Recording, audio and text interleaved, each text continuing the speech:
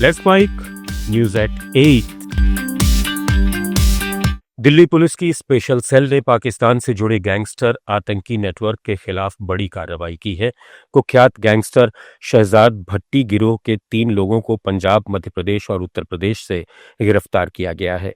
Police के मुताबिक शहजाद भट्टी पहले पाकिस्तान का बड़ा गैंगस्टर था, लेकिन बीते कई सालों से वो पाकिस्तानी खुफिया एजेंसी आईएसआई के संपर्क में आकर भारत विरोधी आतंकी गतिविधियों को अंजाम दे रहा था।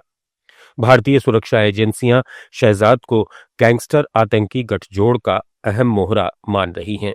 हालांकि शहजाद भट्टी इस वक्त पाकिस्तान में है या किसी अन्य देश में, इसकी स्पष्ट जानकारी अभी सुरक्षा एजेंसियों के पास नहीं है। फिलहाल गिरफ्तार तीनों आरोपियों से स्पेशल सेल गहन पूछताछ कर रही है और इस नेटवर्क से जुड़े बाकी लिंक खंगाले जा रहे हैं। भारत पाकिस्तान बॉर्डर से सटा श्रीगंगानगर विदेशी हथियारों का लॉजिस्टिक हब बनता जा रहा है। आईएसआई समर्थित तस्कर पाकिस्तान से चीन और तुर्की में बने हथियार और ड्रोन भेज रहे हैं, जिन्हें देश के अलग अलग हिस्सों में सप्लाई किया जा रहा है। लुधियाना पुलिस के एनकाउंटर में श्रीगंगानगर के रामलाल और दीपक को हैंड ग्रेनेड और पिस्टल के साथ गिरफ्तार किया गया। पूछताछ में सामने आया कि दोनों पाकिस्तानी हैंडलर जसवीर के संपर्क में थे और उनके निर्देश पर ग्रेनेड अटैक की योजना बना रहे थे। इसके बाद राकेश उर्फ रॉकी नेहरा को भी अवैध हथियारों के साथ गिरफ्तार किया गया, जो इस नेटवर्क का हिस्सा था। पुलिस पूरे नेटवर्क और उसके कनेक्शंस की गहनता से जांच कर रही है। श्रीगंगानगर अब न केवल नशीले पदार्थों बल्कि हथियार तस्करी का भी प्रमुख रूट बनता दिख रहा है। इधर दिल्ली ब्लास्ट केस में जांच एजेंसियों को बड़ा सुराग मिला है। सूत्रों के मुताबिक आतंकी मॉड्यूल में शामिल डॉक्टर शाहीन सईद ब्लास्ट के बाद खाड़ी देश जाकर पाकिस्तानी हैंडलर से मिलने वाली थी। इसके लिए शाहीन नया पासपोर्ट बनवा रही थी और उसने धमाके से सिर्फ 7 दिन पहले पासपोर्ट वेरिफिकेशन भी कराया था, लेकिन समय पर पुलिस रिपोर्ट जमा नहीं होने के कारण शाहीन देश से बाहर नहीं जा सकी। अब एनआईए उसकी विदेश यात्राओं की पूरी कुंडली खंगाल रही है।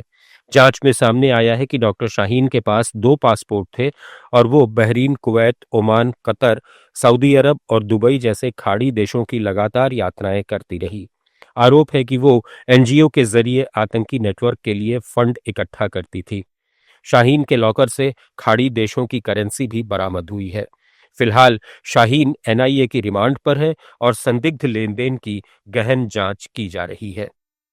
सीबीआई की ओर से राजस्थान में आईटीएटी घूसकांड मामले में रविवार को लगातार 5वें दिन भी जांच जारी रही। सीबीआई टीम रिमांड पर चल रहे आरोपियों से सघन पूछताछ कर रही है और घूसकांड से जुड़े अन्य लोगों की तलाश भी तेज कर दी गई है। सीबीआई सूत्रों के मुताबिक गिरफ्तार आरोपी डॉक्टर एस सीतालक्ष्मी, एडवोकेट राजेंद्र सिंह सिसोदिया और अकाउंटेंट मेंबर कमलेश राठौड़ से आमने सामने पूछताछ की जाएगी। जब्त मोबाइल और डिजिटल डिवाइस की जांच में आईटीएटी के फैसलों के ड्राफ्ट मिलने की बात सामने आई है, जिन्हें बाद में बदला जाता था। कोर्ट में सुनवाई के दौरान सीबीआई ने बताया कि कई आरोपी अभी भी फरार हैं, इसलिए अतिरिक्त रिमांड जरूरी है। वहीं बचाव पक्ष ने गिरफ्तारी को नियमों के खिलाफ बताते हुए विरोध किया। स्पेशल कोर्ट ने सुनवाई के बाद डॉक्टर एस सीतालक्ष्मी और राजेंद्र सिंह सिसोदिया को 2 दिसंबर तक सीबीआई रिमांड, जबकि मुजम्मिल को 12 दिसंबर तक न्यायिक हिरासत में भेजने के आदेश दिए हैं। यूपी के मुरादाबाद में एसआईआर प्रक्रिया में लगे एक टीचर बीएलओ ने खुदकुशी कर ली। रविवार की सुबह घर के कमरे में फंदे से लटकता हुआ उनका शव मिला।